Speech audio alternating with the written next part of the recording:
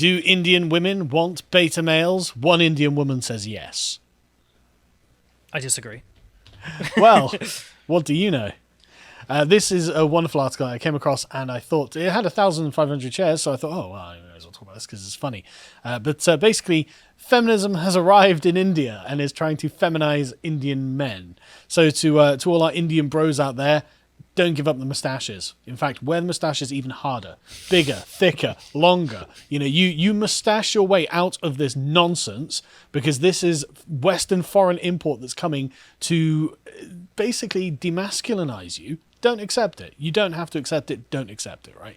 So anyway, this is called 6 Reasons Why Women Are More Attracted to the Beta Male Personality in Today's Day and Age. Bull. Bull are they? No way. It's not true, right? One of the harshest truths life throws your way is the fact that you can't live like an alpha male all your life. Watch me. Sometimes you're born an alpha. Nobody's born an alpha. You're born a child, right? And sometimes you acquire traits along the way. So we're gonna talk about their definition of what an alpha male is here, right? We may have the normalized image of an alpha male as desirable and important, but truth be told, alpha males are what's wrong with the world today. Nonsense, right? So begins with this massive, whopping lie. That's a total lie. But what they're suggesting is that alpha males are the problem. Now, to be clear, alpha male does not mean hulking brute who hurts people. Alpha male is someone who takes responsibility and negotiates the problems of the group. You can actually see this, well documented in chimpanzee groups. The alpha male is not just what? I'm trying to remember the book name where it's actually from, like the alpha, beta, gamma, blah blah blah. What? Brave New World. Brave New World, yeah. No, well, I don't think it's from there. I think the system generally is. Well, maybe, but like the alpha's the best men, not brutish thugs who harm people. Exactly, because they're not the best, and betas are not, weak and incapable of taking care of themselves. But what she means is masculine men versus feminine men, and that will become very, very clear as we go through this, right? Because what she's asking for is feminized men, because masculine men, when she says alpha, she just means manly men. They're the problem, because she's a feminist, and of course she'd say that, because that's literally all the feminists ever say about anything. But no, the masculine men, alpha males, and anyone can be a masculine man, they're not just about solving things with violence, they're actually about group negotiation and taking responsibility. But anyway, she says, the new category of men who have taken over societal norms and its various designs are the new breed of beta men. Don't you just want to be that? Doesn't that just sound great? Oh, I'd like to be a new breed of beta man, please. Honestly. I trust us, they're here to stay. Not if I have anything to say about it. It's a brand new generation making up brand new rules, and men are emerging as a more tolerant gender, radicalizing their emotions and sensitivities to fine-tune them with the opposite gender. Imagine thinking this is good. I want a woman. No, you don't. Yeah. Like, that's the whole point. Yeah. Like, the women don't want to marry women. Yeah.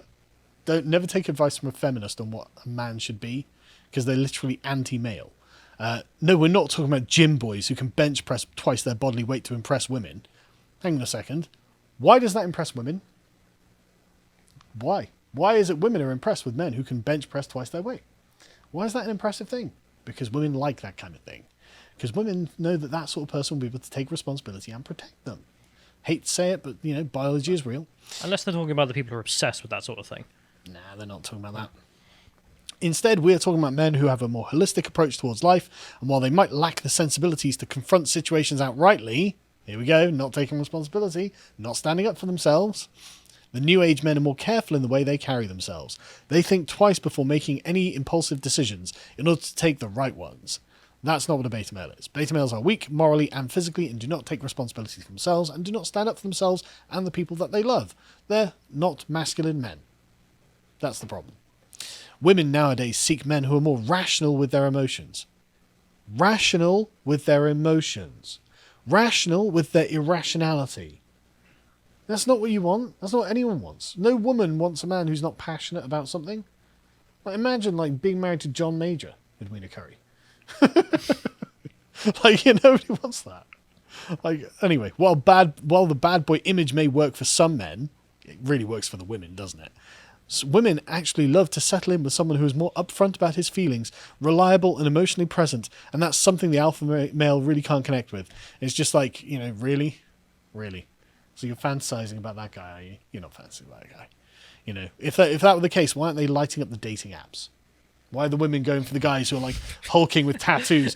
Why are they the guys? Like, check out the new dating app, Beta Cuck for Life.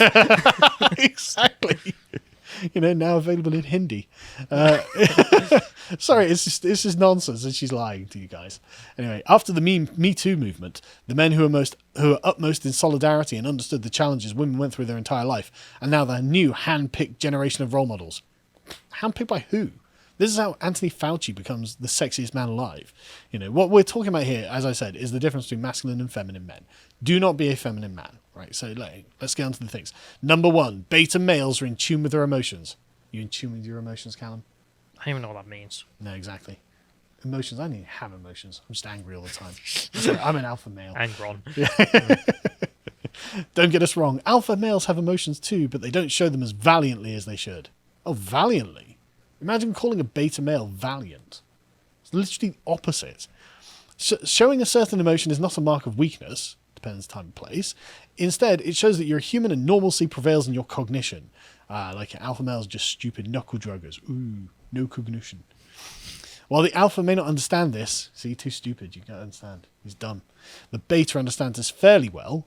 He's still dumb, but he's slightly above the alpha. Fairly well, right? And it works well when they're with women who seek an emotional connection to men, a rational emotional connection.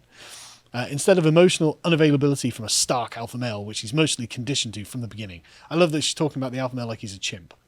He's mostly conditioned to be this. He just doesn't understand. He's too stupid to understand. He's dragging his knuckles. But the point is, nobody wants to see a man crying when problems need to be fixed. And I hate to say this, but I'm going to say it bluntly.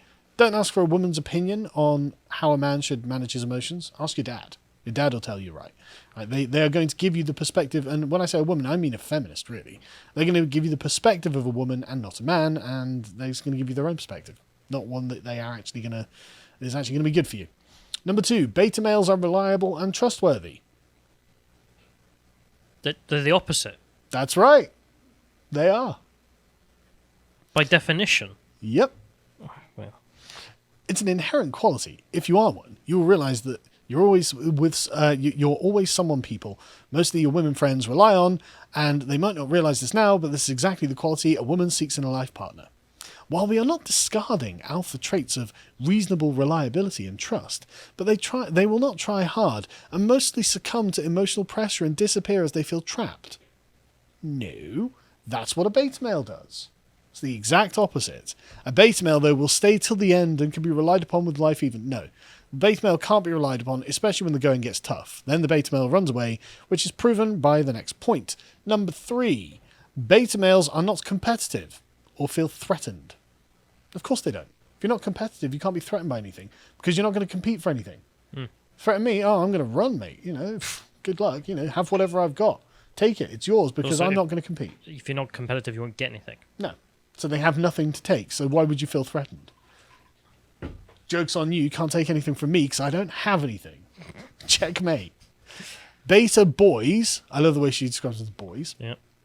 are rather secure. It's like she's describing them as eunuchs, isn't it? It's mostly how they've been brought up. If a man grows up around 1 or 2 sisters, he learns to be responsible, a little less callous around how he treats others. No, I actually think it's the other way. If a man has sisters, I've got a sister, and you realise that actually I have someone I have to take care of at school. I can't have other people bullying her or whatever, and so you're being responsible in a manly way. You remember in the Jordan Peterson Kathy Newman interview? Yeah. He mentions there are certain kinds of women who like dominating their male partner. Yeah. And not just like bedroom, but like emotionally. In social situations. Yes. That's what this reminds me of, Yeah. and makes me think that the author of this is that kind of horrible person. Obviously. And feminism is the political weaponization of that personality against men. So this is why Indian bros don't appeal to it, don't allow any of this to appeal to you. Right? They will never take an irrational challenge wait a minute. While most people do operate on their egos, betas are quite secure that way. They will never take an irrational challenge or compete against something they don't deem fit, which means they'll never find anything fit because they'll just have motivated reasoning. While they're challenging themselves every day, not to cry, they don't feel threatened by outsiders challenging them.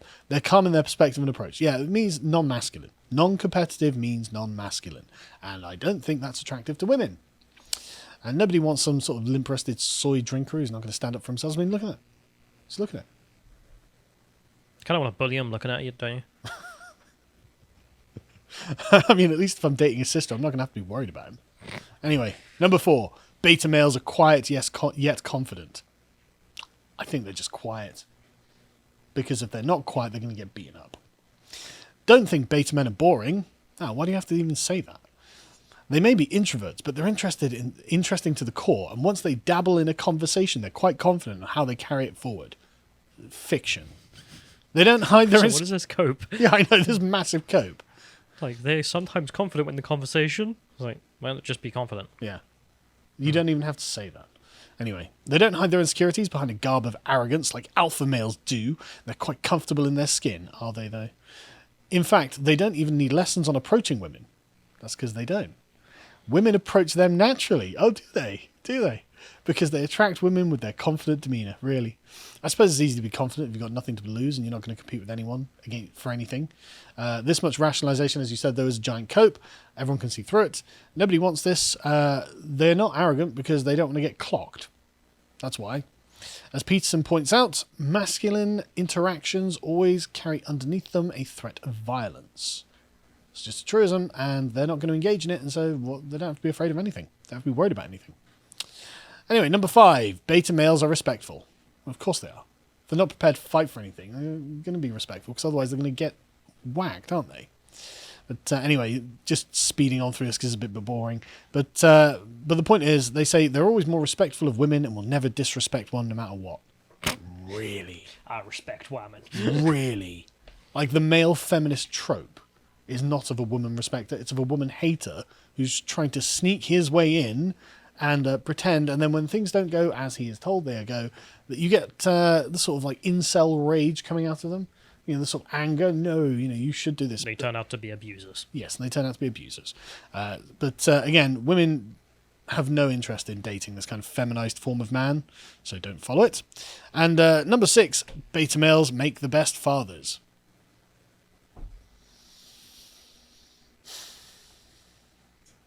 Do you think they do? How are they going to raise a boy? Good question. Beta males are the best role models for children growing up, says the person trying to undermine masculinity. They make the person who's against patriarchy is like, yes, have a womanly man. That'll be a patriarch. They make excellent fathers and husbands even. They're everything a woman looks for in a husband.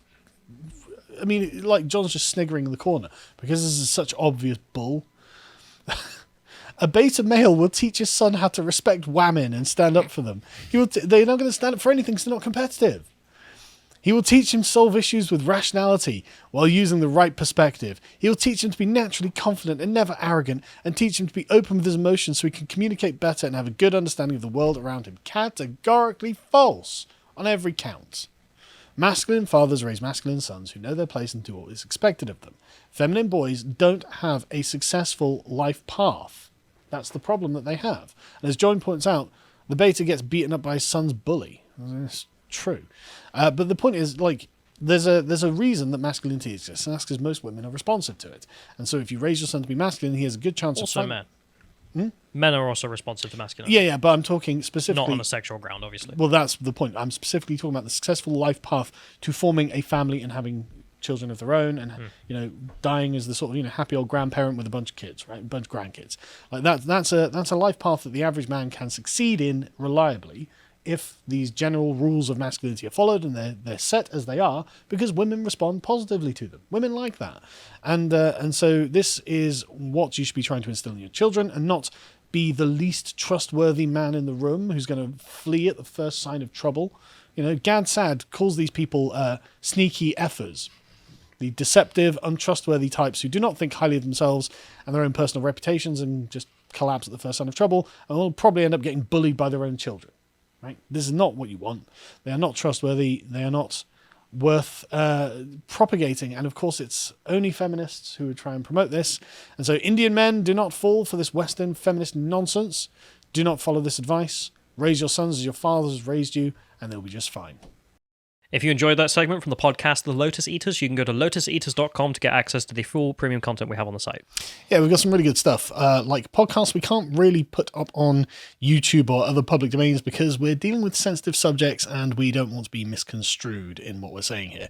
The most recent one I've done is the Progressing to Destruction podcast, which is talking about the actual impact of immigration on the United Kingdom.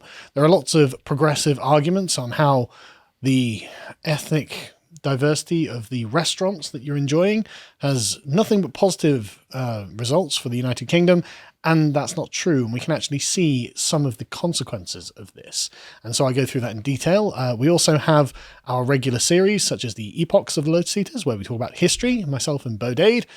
With this particular one I really enjoyed because it's talking about the Battle of Tunis and why leadership matters, because this was in the First Punic War, where Carthage is losing horrifically to the Romans, and they can't understand why, because there's nothing wrong with their navy, there's nothing wrong with their army. Turns out it was all about the leadership, and all it took was one Spartan general to come and turn the entire thing around, and that was a fantastic episode. I really enjoyed doing that. And we also have the Contemplation series that Josh and Hugo do. This is really interesting, where they just take an interesting subject and go through it in meticulous detail. This particular episode is the science of conformity, and you may well have seen lots of people still wearing their masks in the UK and elsewhere, even though you don't have to. And this goes into why psychology shows that people happen to do this kind of thing. We also have lots of premium articles, again, dealing with subjects that often are not something that you can adequately have a conversation with a bad faith actor. This particular one is free speech and the trope of gay parenthood, which on the, immediately you think, okay, this is going to be politically incorrect in some way, but it's not really. It's actually a very delicate article expressing concern that this is yet another subject where the results aren't in, we don't know what the consequences of this are, and yet we're still not allowed to question the premise. And it's because of the current political environment that we're in. Also, there are lots of other just very interesting and informative articles, such as one by Hugo about how overpopulation isn't real. It's not a real thing. And yet we're constantly told that it is. But the Earth is enormous. And it turns out it can hold billions more humans than we actually have. So, interesting that. And we also have loads of very interesting interviews with people who you may not have heard of, such as Hatton Tash, the lady who was attacked, a Christian lady who was attacked at Speaker's Corner for questioning Islamism. She was stabbed in the head. In very interesting interview with her and various others. You should come to our live events. There's one on the 24th of September and one on the 25th of September. The 25th of September one's probably almost sold out, but there might be a few tickets left. But there are still some for the Friday, where we have special guest Andrew Lawrence, the world's most cancelled comedian, probably, at this point. And Certainly in Britain. Goodest boy didn't do nothing as well. Very much. I'm a big fan of Andrew Lawrence anyway, so I'm really glad that he's going to be our special guest on that day. But we're also going to be having other things. Count Dankula is going to be there, Mark Meakin, which I pronounced correctly this time, and he'll be doing a comedy set. And you're doing a special secret presentation, aren't you? My secret speech. I don't want to leak it yet because the surprise is part of the speech. So, right. Okay. Yeah, it's going to be about immigration policy. So. Right, okay. And I'll be doing a secret presentation as well, which again I don't want to spoil because it ruins the fun of it, doesn't it? But yeah, so these will be somewhere in South London, secret venue, because you know how leftist activists are. Insufferable. But we will email you the details of where the venue is after you've signed up, obviously, because that way we don't have to make it public, and a bunch of people who don't want to come and just want to stop us from having a live event can't come and shut it down. So you can go to lotuseaters.com and find that, and we will see you there.